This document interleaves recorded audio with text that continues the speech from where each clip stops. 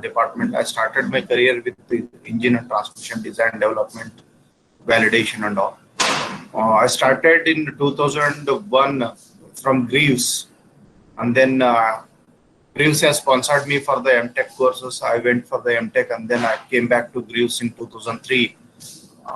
From there, I started my career in engine design development activity. From Greaves, I moved to Bosch, Bangalore, where I worked for common rail engines, common rail development, and then application of common rail for the track, all the applications. Like basically, it started with automobile, and then it has moved to other applications as well, like industrial engines, and then tractors, gensets, and all. From Bosch, I moved to Caterpillar. Caterpillar is basically a large engine manufacturer located in USA, and their R&D center is there in Chennai. So they basically start the engines ranging from 4 liter, that is 4,000 cc to up to 32,000 cc engines. They make 4,000 cc to 32,000 cc engines. And from Caterpillar, I moved to Kohler. Kohler is basically a world's third largest generator manufacturer company, where I worked with for generators ranging from 3.5 kVA to 650 kV engines.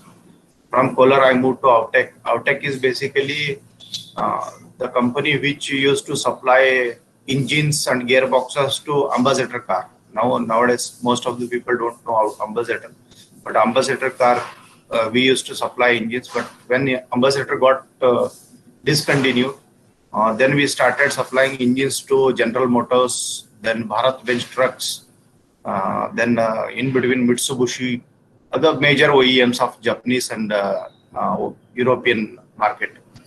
So at present, Bharat Benz Trucks are associated with Autek for their two range of loading patterns, that is 12 tonner and 16 tonner engines are supplied by Autek.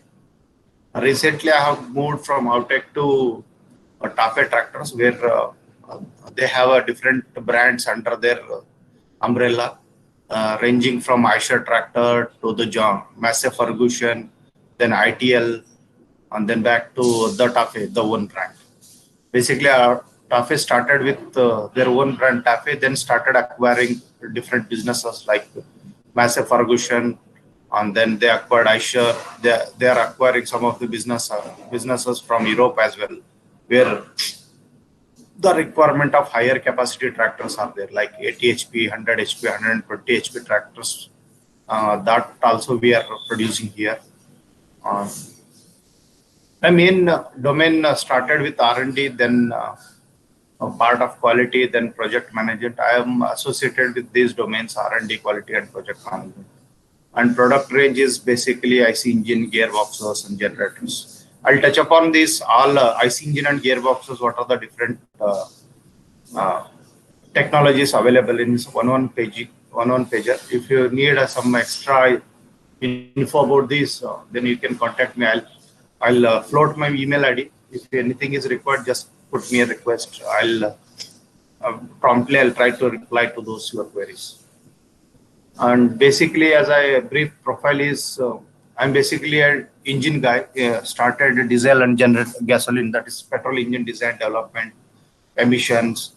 I worked for BS3, BS4, and BS6 technologies, and then some of the hybrid technology of the engines, and then electrical vehicles as well. Electrical is not much, but I know how about the electricals and electrical vehicles works.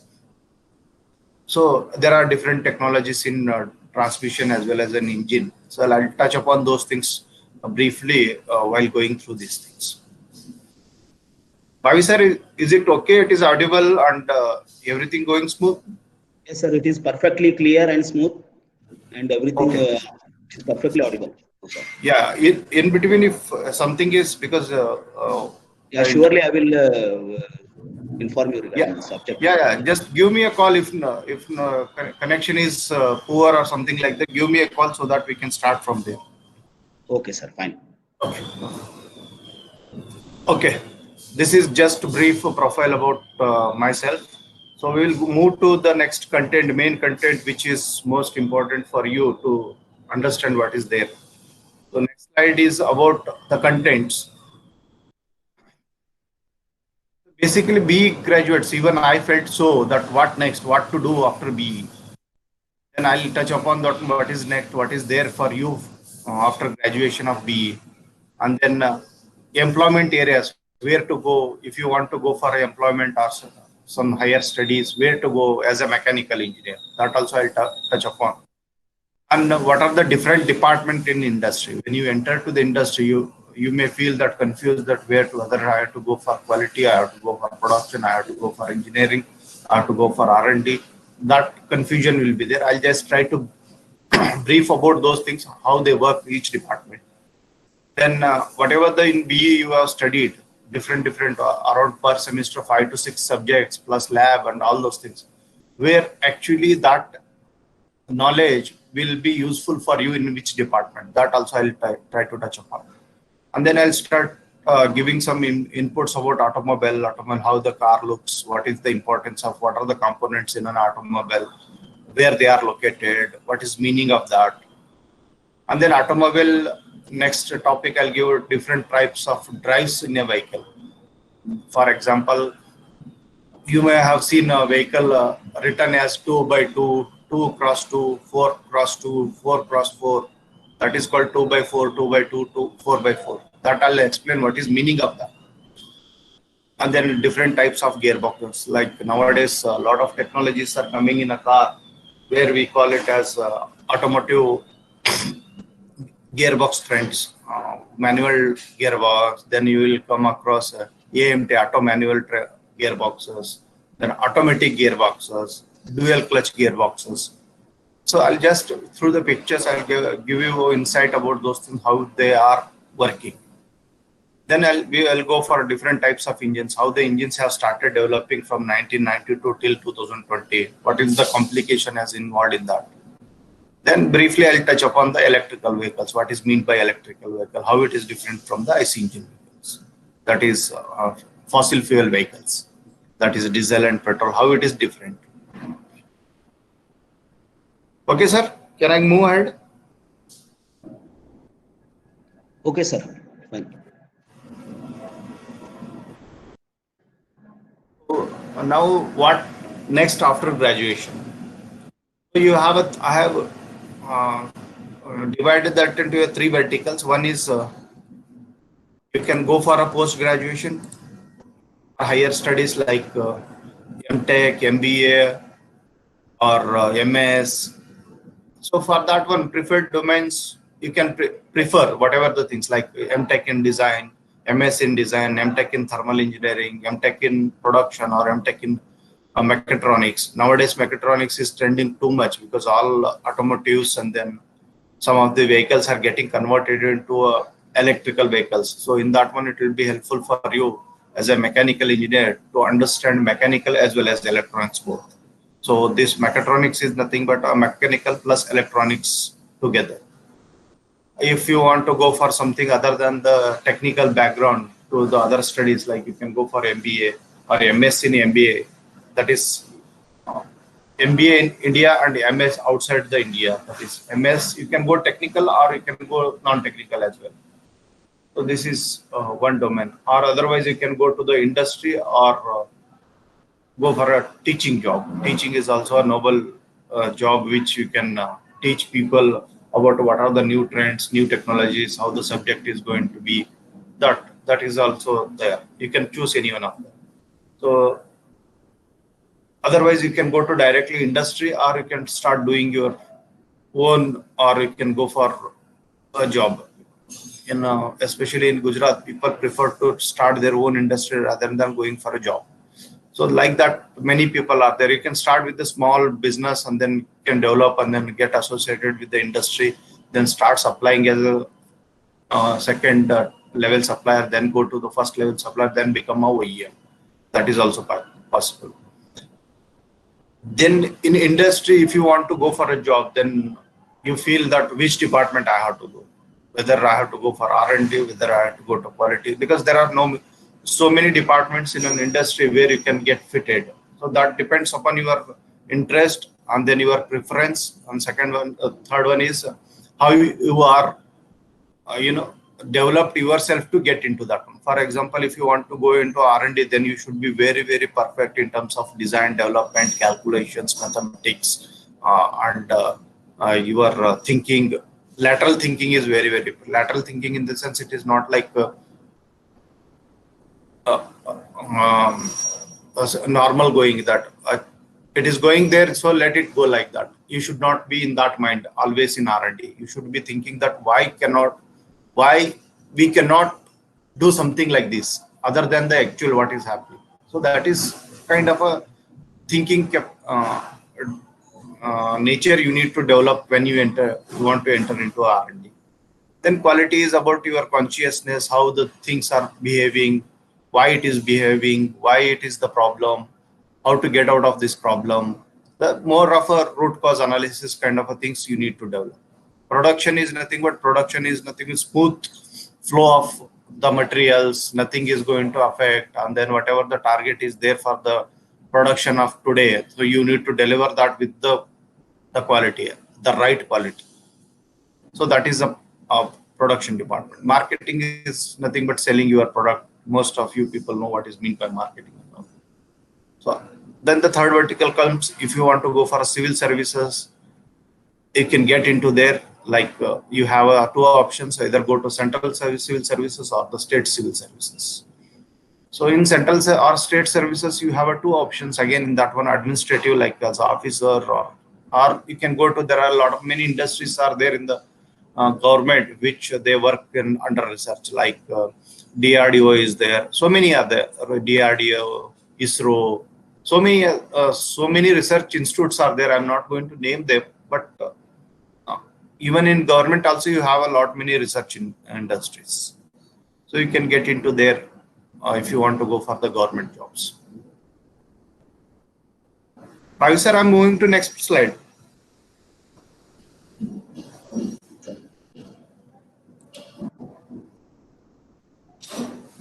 So mechanical engineering employment areas where you will get fit as a mechanical engineer in an industry, and which are the preferred departments they hire you in the department. For example, aeronautical industry.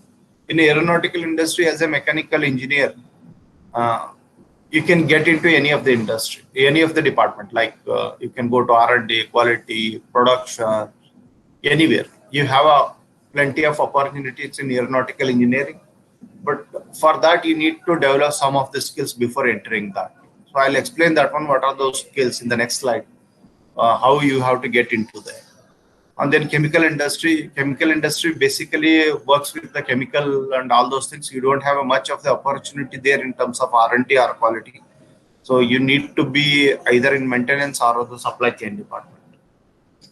And automobile industry, yes, you can get into anywhere in the automobile industry as a mechanical engineer.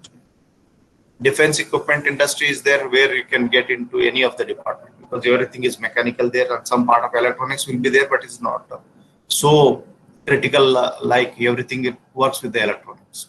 But 5% of the things works with the mechanical parts, and then 5% with the electronics. You can get into a construction equipment industry where everything is mechanical. It is not a construction industry, it is construction equipment. To construct civil construction, you need some equipments like road rollers or the excavators.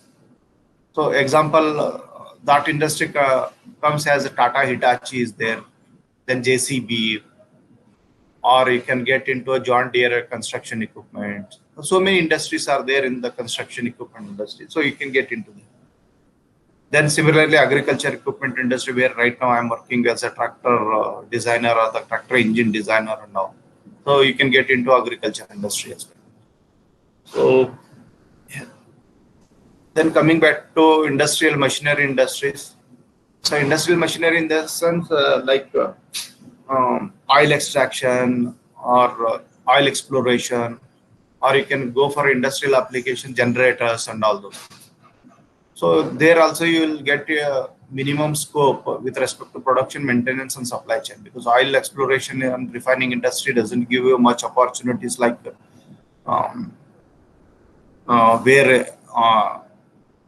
you can get into a research, because oil extraction is something like mining and then digging out the wells for extraction of the crude oil and all. So you have a limited scope for the research and development or the quality and all.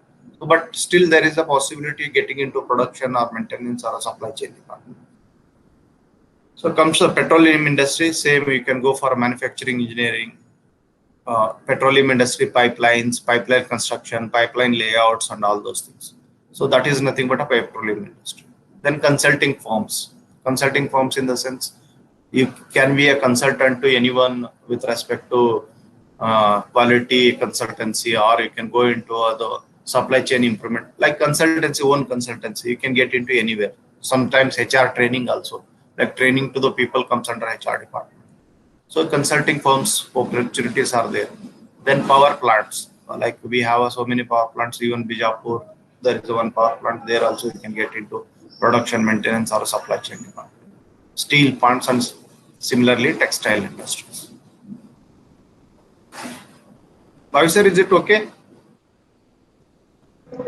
Yes, sir, you can continue. No problem. Okay. So now coming back to what are the department, what actually the activities will be there, and how you have to be ready to enter into that department. For example, research and development. In research and development, we do activity like design, drafting, testing, analysis, product development, and all those things. For this, there are some basic requirements where you need to understand how these things work. For that one, your preparation should be in terms of learning CAD, Pro EUG, or CATIA. There is a spelling error. It should be a CATIA, and then Solid Edge.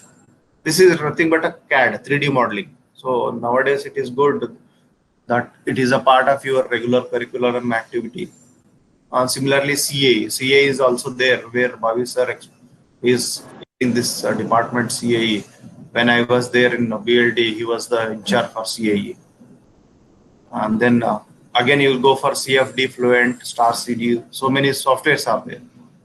So these are the preparations you need to be ready with those things that will give an extra added advantage getting into the industry. When you get into the industry, you'll easily come to know that what is happening over there. So you'll be well versed with the system and technology. So that will help you to understand better and then grow faster. Okay. In quality, generally what we do, inspection of the parts, measurements of the parts, root cause analysis and all those things. For that, you need to be a preparation. You should know what is meant by Six Sigma, SQC, that is called Statistical Quality Control Systems. There is a, I don't know whether that subject is there or not right now, but we used to study that one, SQC, that is Statistical Quality Control in our engineering time. So comes back to GD and TGen, geometrical dimensioning and tolerances. This is very, very essential to understand how the geometrical dimensions are given, or what is meant by tolerances. There are different kind of tolerances, open tolerance, tight fit tolerances, transition tolerances and all. You should be very much aware of those things. Then measuring instruments. There is one lab, metrology and material science lab, that will help too much to in the quality department. You should be, if you want to get into the quality department, you should learn very thoroughly about the measuring instrument, that is M&M, we used to call materials and measurement lab. Then SQC tools. SQC tools is that your subject where there is a statistical quality control subject is there. If you get into a chapter by chapter, there will be a detailed explanation about the SQC tools. So another one is called RCA, root cause analysis tool. If you Google it, one root cause analysis tool, you'll get plenty of tools like a fishbone diagram or YY analysis, so many things. You need to get to know those things, what is meaning of that. Okay. So now we'll go for the next one, purchasing or sourcing department. In the sense, material procurement, material buying a supplier, all those things will be there.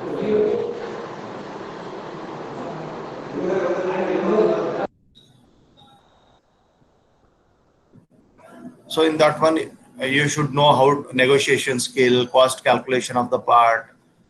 For example, if this material is weighing around 500 gram, 500 gram, what is the raw material cost? What is the machining cost on that one?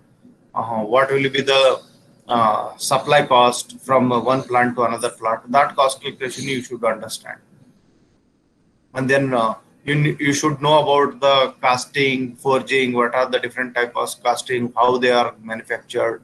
Then sheet metal knowledge is very, very important. Fabrication and welding is also necessary in this case, because everything comes with the technology, and as the technology varies, your cost also varies. So you should be very much well versed with the technology as well. So how much cost it will be if you, for example, in welding you will have a arc welding, you will have a jig welding, then a spot welding. So many welding technologies are there. Every technology will comes with the cost. So you should be aware of those things, how to calculate the cost of those parts.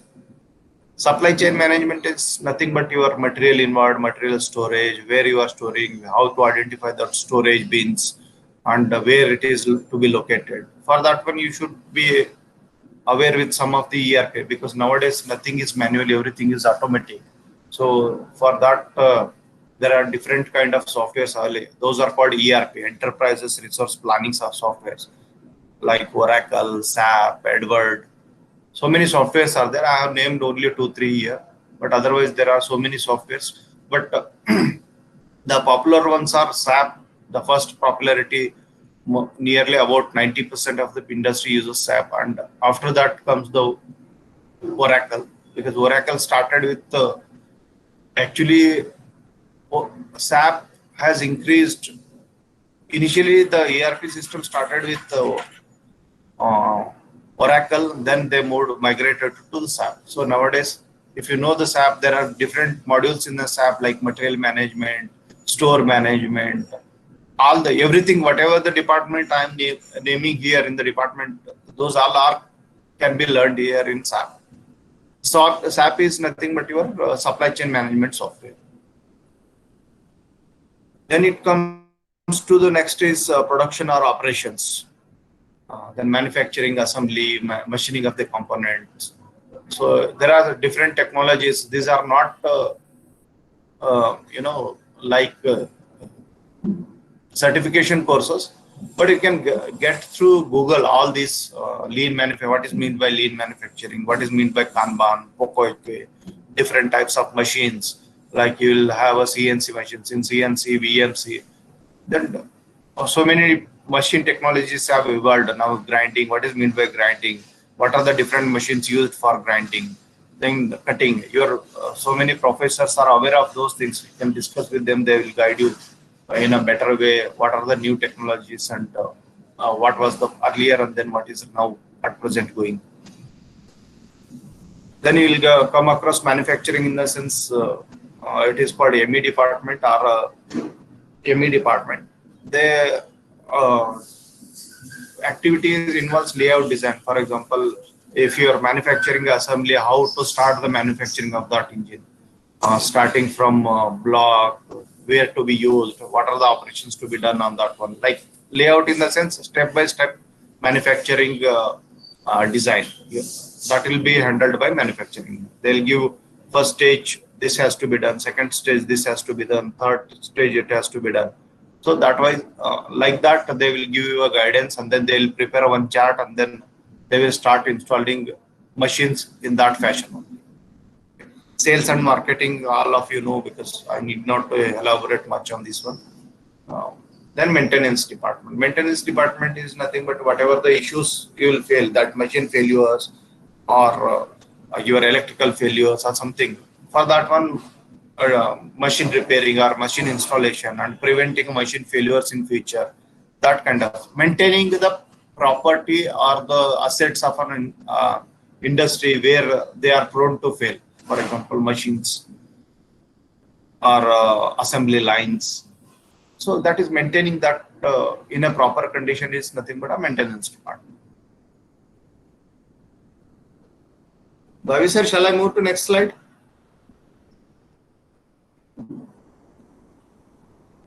Yes, sir. It is audible and perfectly clear. Okay. So I have named some of the subjects here. It includes some of their in the BE, some are there in the MTech courses, but I have just elaborated what are the subjects and then where those are majorly used. For example, strength of material. 90% of calculations and everything comes in R&D. Strength of material, your SN curve or stress strain diagram curve. What are the different materials? What is their strength? What is their importance? Changing of the material, what will happen? That kind of analysis we do in R&D. Otherwise, if you know something about strength of materials, that can be used in measurement lab as well as a quality department. Like why it is failing, what is the strength of this one, what is the hardness of the material, what difference it makes if I change the combination of the material composition and all. Materials engineering and composites. Like nowadays, there is a trend of going for a lightweight materials with the higher strength, like high steel car. Earlier, everything used to be a ferrous material. Nowadays, it has been reduced to most of the parts are going with aluminium. So, like material engineering and composites will help you to understand what difference it makes on an engine or on a vehicle or on any of the part you are designing or any of the part you are measuring. Thermodynamics, heat transfer, energy conversion, you can go for R&D basically because everything comes with the design and development, analysis, heat transfer. In detail, many things are there in thermodynamics and heat transfer, which will help you to understand. For example, I have mentioned HVAC. It is called HVAC, heat ventilation and air conditioning. This is very, very important in terms of when you are designing a air conditioner for a car. So this itself is a different topic altogether, which is a different subject. So the department for this one is going to be completely a different. For example, in one of my industries for HVAC, that is heat ventilation, there were around 30 people to design for different cars and different trucks. Should be the air conditioning system, how to operate. So that kind of things are there.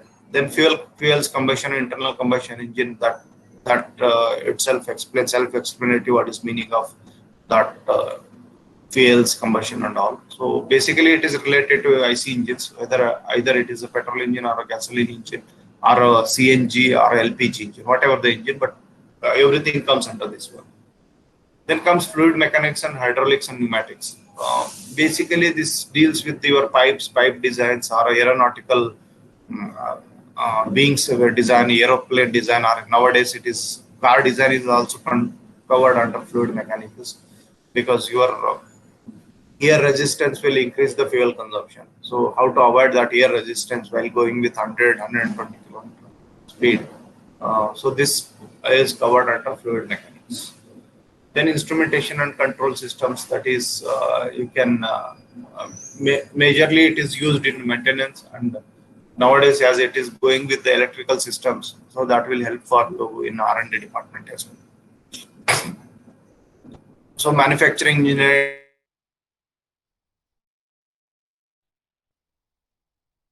layout design, or we can use into production systems. Then vibration control theory and control engineering, that you'll get into a measurement lab mostly, but R&D is limited to this one. Except vibration control theory and control engineering comes with the measurement lab or maintenance or something, maintain machine design, or you can go into a higher technology production machines and all. So engineering design and product design completely comes with the R&D. Then drafting, computer-aided design comes with the R&D. Then computer-aided manufacturing comes with the MER production. Then computer-aided manufacturing will help you to programming of the machines and all those things. And nowadays it is the trend, computer-aided. All manual machines are replaced with the computer-aided manufacturing machines. So because this will give a consistency result in terms of quality and then higher production rate.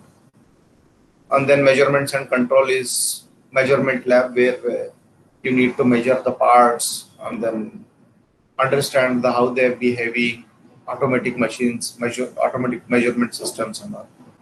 machine tools like drill bits, or you can have a lathe machine drillers, or boring tools and all those. So many tools are used to along with this manufacturing, because everything comes with the tool to manufacture. So the machine tools basically deals with the procurement or design of the tool, what should be the rake angle, what should be the helix of that one, and what should be the sharpness, all those things. Then Dynamics Lab comes with your measurements in terms of air flow rate, vehicle flow rate, with the if wind flows with this much of speed, with this much of moisture, what will be the effect on the engine, what will be the effect on the vehicle, what will be the effect on the parts. So that deals with the Dynamics Lab. Process planning and cost estimation, again marketing, either any of the product you want to sell. So what should be the cost, what should be the profit margin in that one. So generally for as a product that comes under marketing, and process planning and cost estimation for manufacturing comes under manufacturing. Then power plant engineering, government or private, where you will get a private power generation systems, thermal power plant, otherwise hydraulic power plants and all. So this power plant engineering help you to understand better in terms of the where the industry is used, like turbines, wind turbines is going to be a different topic, and then hydraulic turbines, and then steam turbines is another topic. So like that, it will help you to understand what is the power plant.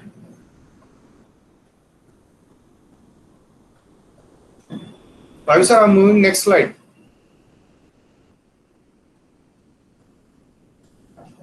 Okay, sir.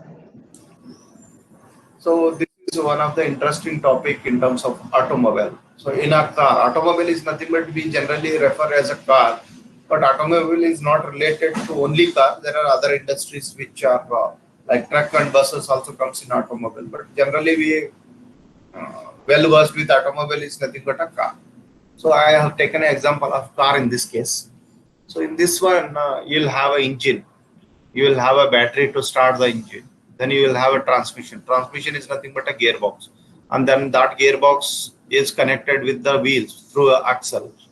Then from the engine you will get so many like exhaust muffler, silencer and all. Before silencer, there are different things are associated as the emission norms increase. For earlier, when in 1990s, we used to have only engine and then exhaust muffler, silencer, and then that's it. But as the emission improvement started from 1990 to 2020, so many things got added into that one. So what are the things got added? I'll explain you in the another slide, but this is the overall picture of an automobile, how it looks.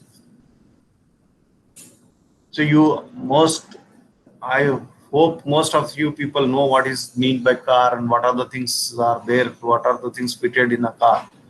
But still, I just wanted to give you a feel that what is the thing automobile consists of. So next we are going for the types of drives. So types of drives in the sense you may be knowing 2x2, 4x2, 4x4. What is the meaning of that one? I'll just try to touch upon those things. What is meant by 2x2? What is meant by 2x4? What is meant by... This is front wheel drive. It is called front wheel drive. All of our petrol cars, our car, whatever the car is, those all are 90% are front wheel drive cars, ranging from 800 to the BMW or the Audi or whichever is. Most of them are front wheel drives. Front wheel drive in the sense engine will be there, gearbox will be there, but those are engaged in the front side itself, where differential is going to be a part of this transmission gearbox. This is called differential along with the front gear. This is called transaxle. Transmission and axle together, the front wheel drive transmission is called as a transaxle drive. Then we will come across rear wheel drive, where most of the trucks or you can say the goods vehicles, those comes as a rear wheel drive. I'll explain why it is necessary to have a rear wheel drive, what it is necessary to have a front wheel drive. First, we will understand what is meant by front wheel drive and what is meant by rear wheel drive. So rear wheel drive is nothing but engine will be there, and then your transmission will be attached at the back side of the engine, and then from there it will, through drive shaft, differential will be installed at the rear wheels. In the front wheel, the differential will be installed in the front wheel, whereas in rear wheel drive, differential will be installed in the rear side. So now we will come across why it is necessary to have a front wheel and why it is necessary to have a rear wheel drive. Front wheel, mostly these are covered in passenger cars because we work in automobiles with the front wheel drive for cars only because we are much interested in the speed, in the lightweight, reaching early, and better fuel economy, because that is very essential in terms of cars. So to achieve that one, to minimize the load on the car, to minimize the fuel consumption and all, generally this is the easiest trend, and control of the wheels through steering will be easy, because under high speed, if you need to control the vehicle and then you need to have some easy controlling capacity. For that one, all the passenger cars, mostly, I'm not saying every car, but more than 95% cars are covered with the front wheel drive. Rear wheel drive, the advantage of the rear wheel drive is you'll get a better torque, load carrying capacity. So example, if you use a truck for front wheel drive, the truck will not climb hills, and neither it will carry that much of capacity as required. So it requires a traction power to climb the hill to carry the heavy loads. That is why most of the LCVs, those called load carrying vehicles, are rear wheel drives. Like all the trucks and buses, if you see, those are all rear wheel drive. Then we'll come across all wheel drive. All wheel drive, in the sense, it is a combination of rear and front. All wheel drive, it will be a differential will be at the center, and there will be a two differential, front differential, and this three differentials will be there: rear, center, and the front. You can keep on switching this using this central differential. You can keep on switching whether to drive it as a car or whether to drive it as a truck. For example, I'll give 4x4 of Ford Enduro.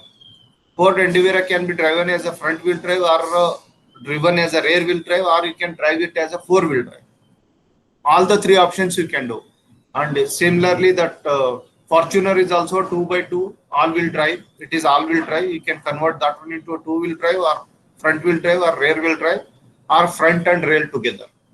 So this is called technology all wheel drive. We can come across four wheel drive. Four wheel drive is nothing but you don't have an option. All the time, all the way, four wheels will be in a driving case. You don't have a mechanism of shifting. So this trend nowadays, four wheel drive, it is coming down because all wheel drive is getting popular because whenever you required, you can push it.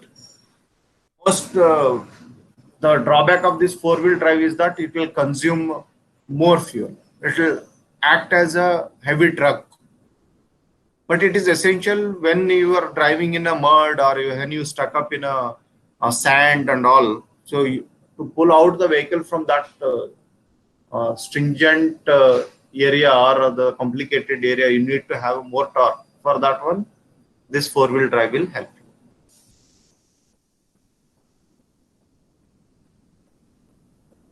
Bhavi sir, anyone have any questions till now? I forgot to ask this one after every slide.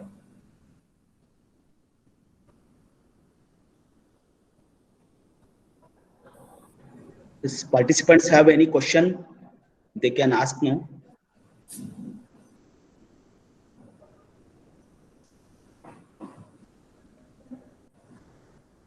Okay, sir. Then I move next.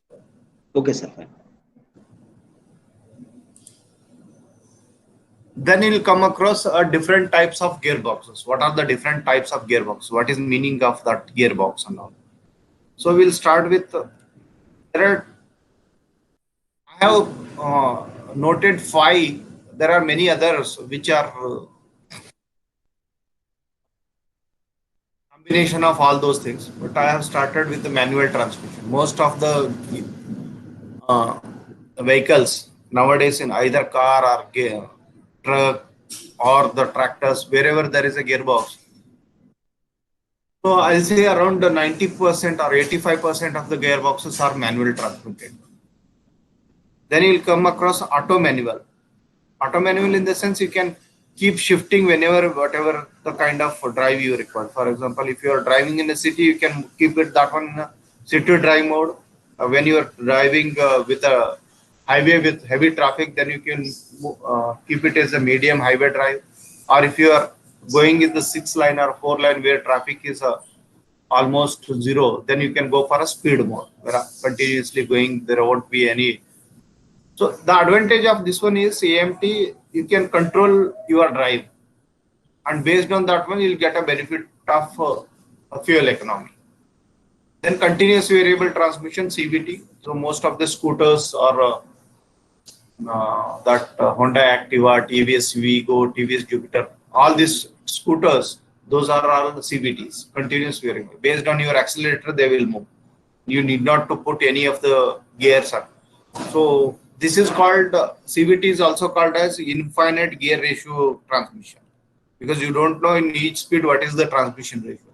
So that is it's called CVT. This technology is widely used in our scooters. Cars it is very minimal, but scooters are continuously use this the CVT drive. Then the advanced technology is there. Some of the cars are using this one, not so popular. Dual clutch transmission, that is called DCT. And then automatic transmission, AT, most of the vehicles are nowadays giving as an option.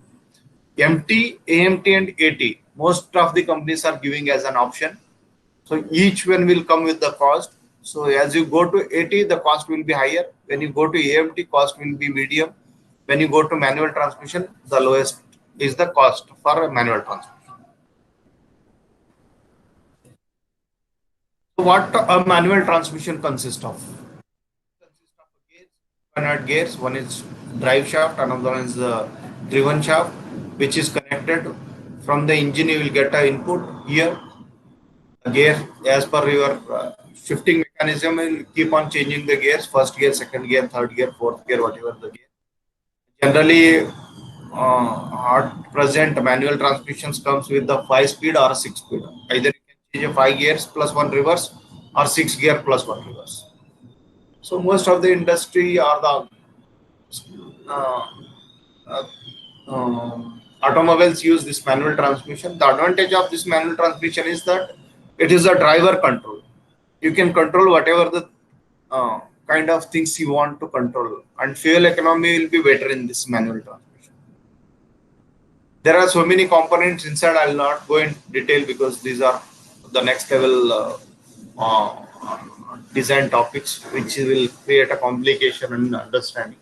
So overall, at the look wise, if you see, that will consist of 2 shafts, input and output shaft, and the gear shaft, the gear shifting lever mechanism, and then the idler gear.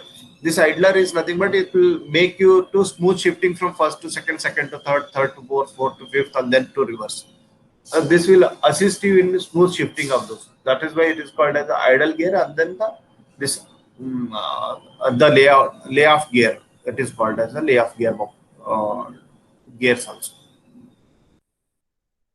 So now we will come across auto manual transmission. Auto manual transmission, if you see, it is there is so much of everything remains the same. Your lever mechanism becomes automatic here with the through ECU.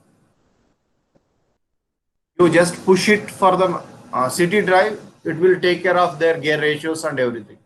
When you push it to this lever mechanism, when you push it to the city drive or highway drive, then will this gear ratio automatically they keep shifting. So it is everything is programmed in this ECU. You need you need not to worry about what is the gear ratio and all.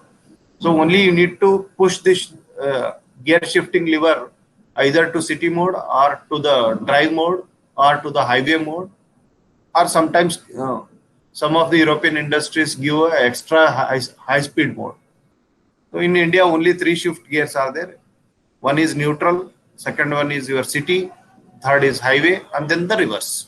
Only 4 modes are there in Indian OEMs or Indian automobiles.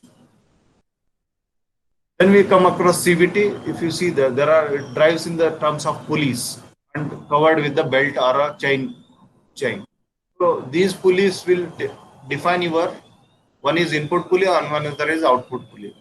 Based on your accelerator, this gear ratio will keep on changing through the pulleys and vehicle will be moving up.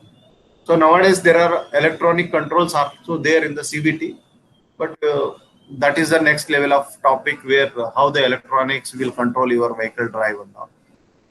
So basically it works with the 2 pulleys only and then infinite gear ratios. This is nothing but a CVT. Then coming back to DCT, dual clutch system. All these vehicles, this one you will get only one clutch. Dual clutch in the sense, if you see clutch 1, clutch 2, 2 clutches are there. Green is associated with the green gears and red is associated with the red gears. So it means you can keep shifting your vehicle smoothly. When you apply first gear, the even or the odd gears will be shifted. If you see red 1, 3, 5. When you shift to second, it will go to even 2, 4, 6. 2, 4, 6 is covered with one clutch shaft, and then 1, 3, 5 is covered with another clutch. The importance of this one is that it will give a very smooth ride similar to automatic transmission. But cost is too high. Cost is nearly, if I say cost of this one is 100 rupees, then this cost of this transmission comes with the 180 rupees. Then coming back to completely automatic transmission, you need not to worry about that one, where the shift, whether city drive, auto drive, whatever the things. There won't be any clutch in this one. Don't get a clutch here. The easiest and then accessible vehicle for this automatic transmission is your Celero. It has a automatic transmission where only you have a brake and an accelerator. So you feel like you are driving a scooter like CVT.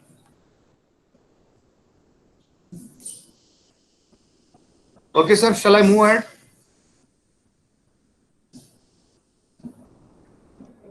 Yes, sir.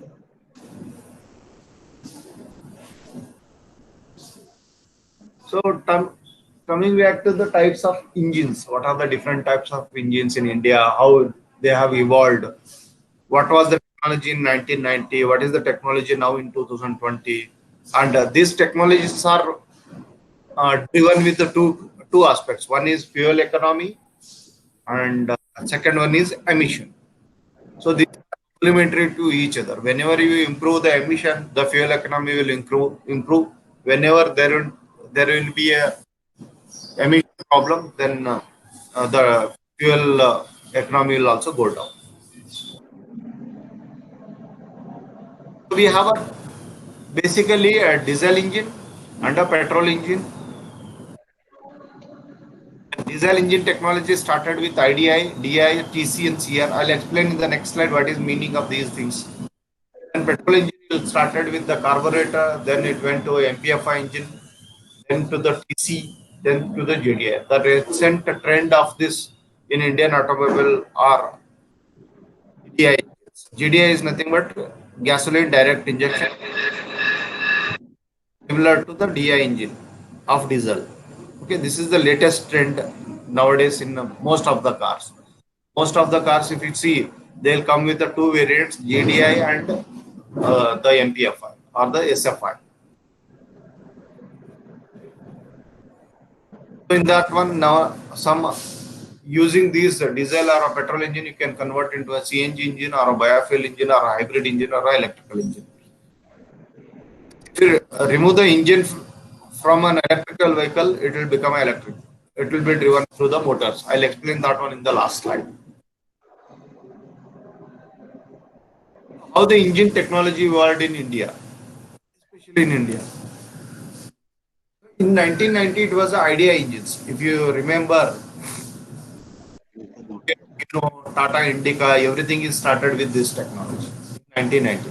It is a cheap one, and the cost is also less. And emissions were not so important in 1990, 1995. So this has worked very well on those things. Engine is will be very smooth. There won't be any noise or something like that from the engine. But engine working will be smooth because the combustion pressure rise in this one is very limited. Then after that, due to emission and then fuel economy, the new engine has come that is called a DI engine. So you see a difference between idea is fuel injected in the pre-chamber. Here, fuel is spraying on direct onto the piston. So this is indirect injection. This is a direct injection. This is the only difference between idea and DI. In terms of cost, this is cheaper. In terms of fuel economy, this is better. Emission wise, this is poor and this is better. Emission will get low emissions in DI engines. And we'll go in 2000 data. Bhavik, Yes, sir. presentation screen is not being shared. Varas, sir. Sir, Can I'll you stop. please share it again? Please share your screen again. Yeah.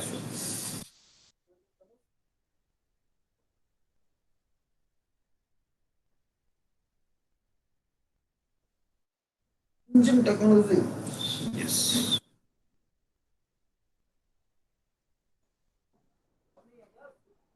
Okay,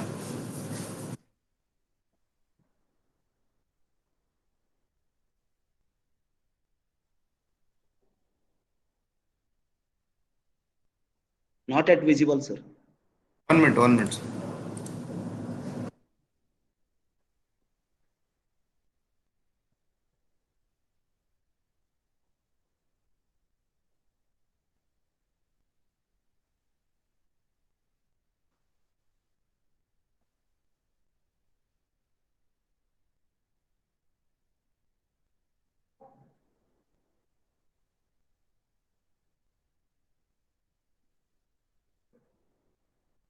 So now it is visible. Yes.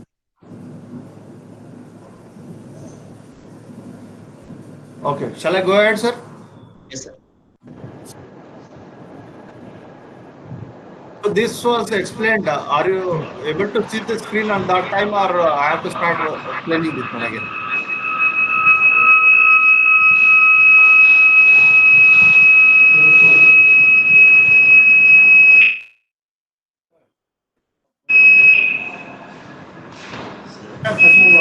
Okay.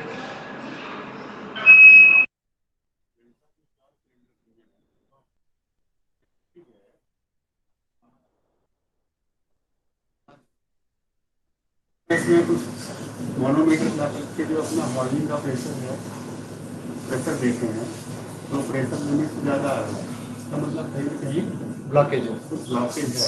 चलो मैं आता हूँ अभी जाके। हाँ, मैं भी वही हूँ, इसलिए मैं आपको फोन कर रहा था। नहीं नहीं मैं आ रहा हूँ। कोई बात नहीं। Bhavi sir, sorry. Shall we go ahead, sir? Okay, sir. No problem, sir. So this is the engine which has developed in 1990. 1999 in the sense, not I'm just giving a one reference, but it has developed very long back. But in India, the car became very famous during 1990s. So I have taken a reference of 1990. So this was the first technology which has incorporated in most of the engines, like Indica or Ambassador or Fiat, most of the vehicles, except Mahindra. Mahindra never used this technology, but most of the people are used this technology. Then next came the 1995, where the DI engines, direct injection engines. The difference between DI and IDI is that IDI engines, the fuel spray will be in the pre-chamber. If you see here, I'm just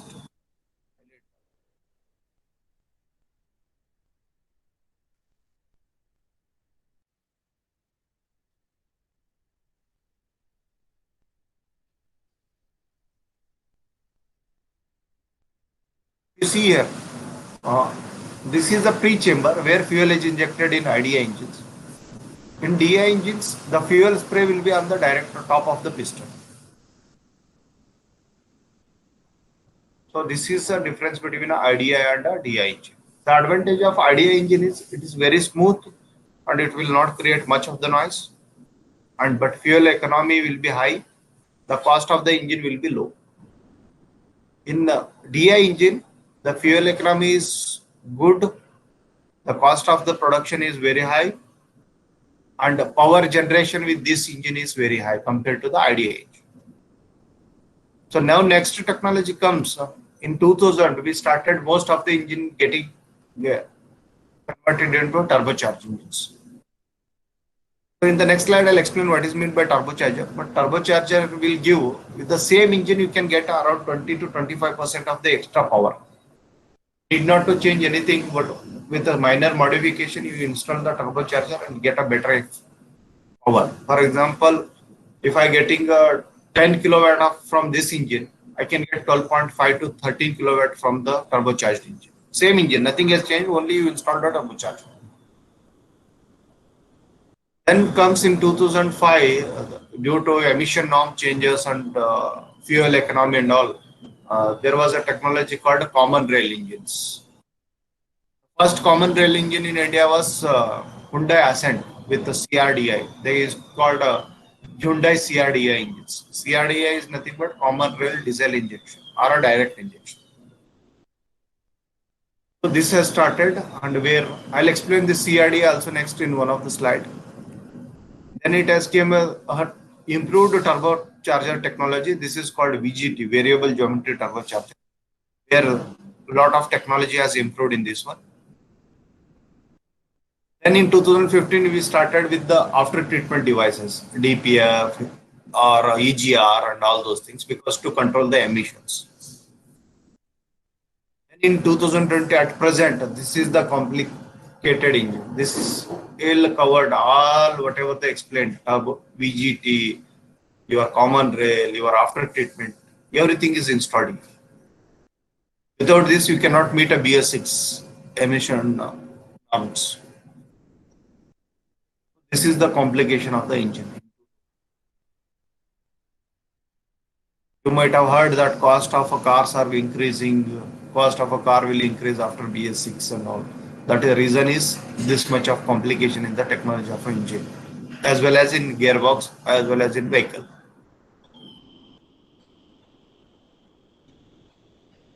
Ravi sir, I'm going next slide. If you have any questions, please let me know. No, sir, you can proceed. So this is one turbocharger concept. I'll explain you what is the turbocharger consists of two parts. One is compressor and then exhaust turbine. This is nothing but a turbocharger. Hot gases from an engine goes to a turbine. It will rotate because turbine is connected to compressor. The fresh air sucks here. Of the pressure will reduce the density of air, the mass flow rate increases, and then comes back to engine. So for example, if engine is sucking around example 20 kg per minute air, if you install a turbocharger, it will suck 25 kg per minute air. So as the air increases, you will have a scope for improving your fuel injection, which will produce a more power in that one. So I'll show you the animation of that one. So how it works. So here fresh air is the exhaust is pushing this turbine. Turbine is connected through a shaft to a compressor. Compressor starts rotating. The fresh air suction starts. All blue color is fresh air. All this red color is hot air coming out from the engine. how the animation of the engine comes. Turbocharger is all.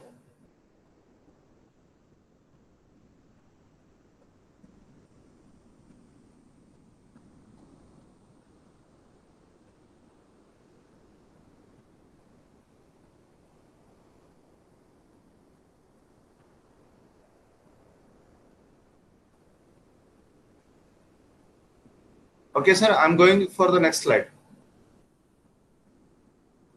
Sir. So this is a common rail system where it consists of a fuel injection pump.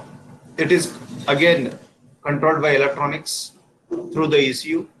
Then you'll have a common rail head onto that one where all the fuel get accumulated here. From here it will go to injectors. Then it will be sprayed on to top of the piston.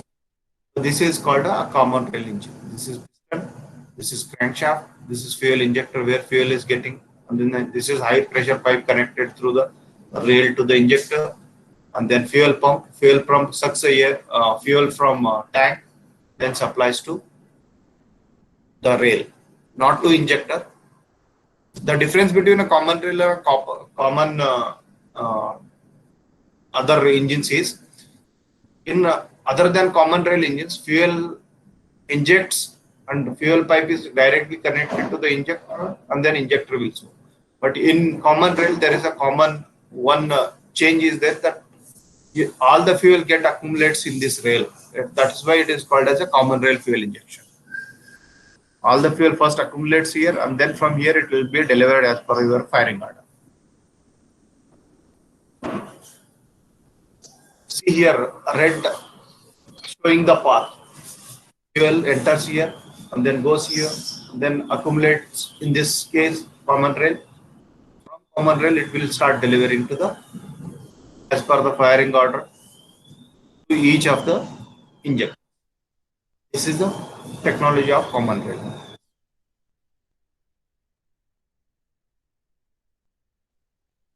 So we will come across next is different application of engines, where an engine can be applicated, where we can use engine. So this is a one engine. This engine can be used based on the tuning into a different application. This engine can be used in trucks and buses, or it can be used in cars and small LCVs, that is called load carrying vehicles. Can be used in a four-wheel drive all-terrain vehicles. It can be used in ships. Capacity varies. It is not the same engine where we can use ship, truck and all. Based on the capacity we can use in different. Then you can use the engine into a generators. You can use a engine into a construction equipment or into the tractor industry. Or you can use an engine into a rail. Nowadays in India, all rails are getting replaced with electrical. Engines are getting replaced with diesel engines are replaced with the railway industry started with steam turbine, steam engines, then moved to diesel engines, and then diesel engines to now it is going for the electrical trains.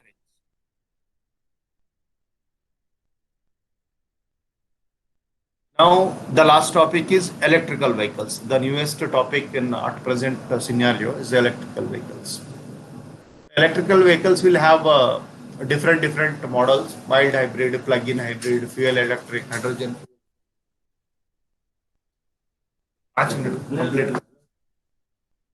Electrical vehicles will have a different models in this one, like mild hybrids, or you can have a plug-in hybrid, fully electrical vehicle. Now another trend is coming nowadays is about hydrogen fuel cells. Where hydrogen fuel cell, hydrogen used as a fuel, that will be, I'll explain that one in the next slide. So this is a configuration of a mild hybrid or a plug-in hybrid. This one, you will have an engine, you will have a motor, generator, and then you will have electrical motors in all the vehicle. Electrical vehicle motors to control your electrical motors works as a load carrying machines. where they will drive your wheels. The engine will be there. Engine is used as a generator to generate energy. From this energy is distributed to all the wheels through the electrical motors. This is called a mild hybrid or a plug-in hybrid engine, where either you can use it as a plug-in. Plug-in in the sense you can put a charger to charge these motors, or wherever charger is not available, you can use engine as a generator to charge the motors. It will convert energy into a generator motor, and then motor will supply all the this generator will supply the energy to all the motors. This is called a mild hybrid or a plug-in hybrid. Nowadays in India, the mild hybrid technology is available. For example, Maruti, they are used as Maruti all Ertiga car or Swift or your Desire, all are comes with the mild hybrid. The first mild hybrid started with the Mahindra Scorpio, where they started using mild hybrid as a start-stop technology in India. This is popular now in India. Mild hybrid is popular. Plug-in hybrid, very few vehicles are there where because of charging stations availability and all. So plug-in hybrids are very limited, but mild hybrid technology is there in India already. We will come across a fully electrical vehicle. A fully electrical vehicle, there won't be any engine.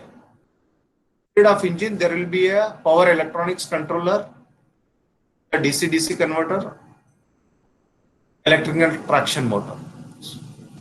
So this engine is replaced with power electronics and electrical traction motor. There won't be any engine. Whenever you feel that a charge is going down, like mobile charges goes down, then you'll go and switch on charge your mobile to the battery from the electrical plug. So similarly, this also works in that fashion only. Whenever charge is going down through the batteries, because battery needs a charge to drive this. So in electrical, you need to charge the batteries to the fullest. If you see, all the IC engines are converted into a batteries here. This battery is the driver. In IC engines, IC engine is the driver, but in electrical vehicles, all the IC engines are, the complete IC engine is replaced with the battery setup. If you see, this is called traction battery pack. The difference between the mild hybrid or plug-in hybrid to the electrical vehicles is, in electrical vehicles, the vehicle drives through battery, but in case of normal mild hybrid or a plug-in hybrid, it will run through engine as well as the charger. We will come across a hydrogen fuel cell. The difference between a hydrogen fuel cell and the electrical is, instead of IC engine, they'll use a hydrogen tank, and then hydrogen is supplied through a fuel cell, and then fuel cell starts charging automatically. So here you need not to go for any charger, because you need to fill the hydrogen, then this hydrogen pass through the batteries keeps on charging. This is the latest technology which the European markets or European vehicles are driving towards. So comparison of this IC engine replaced with the battery, and battery is charged to the electricity. From here to the hydrogen is charging port is replaced with the hydrogen.